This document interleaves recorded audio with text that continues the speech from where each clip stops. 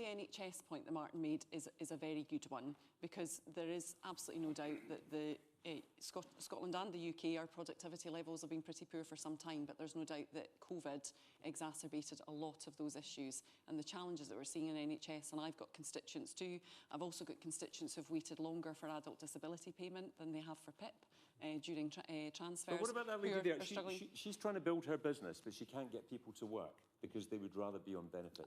What should you do about that? Well, in terms of reducing, it's not about reducing benefits, but it's about creating new incentives. So when I was working for a drinks manufacturer before I was elected, we would work with young people to get them into the hospitality industry.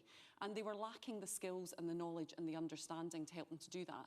So there's lots of us here that don't need that support, but I think there's absolutely no doubt, particularly post-COVID, that there are some people that do, and that they've been away from the job market for too long, and that's part of the challenge. And I certainly think that's true for carers as well. We've increasingly got a sandwich generation of women my age and older who are looking after elderly relatives, and it is predominantly women. I'm not saying that men don't care, but also with younger childcare responsibilities. And we've got hundreds of people who leave the workforce every day because they can't make that juggling work, and we don't give them the support in order to be able to do that. So the NHS piece is right, and then the other bit I have to say is absolutely on colleges. It's one of the other things I did. I lectured for a year. I think the value of what further education colleges do is invaluable in terms of the skills, but again, also back to those soft skills which employers often say that people don't have and don't deliver.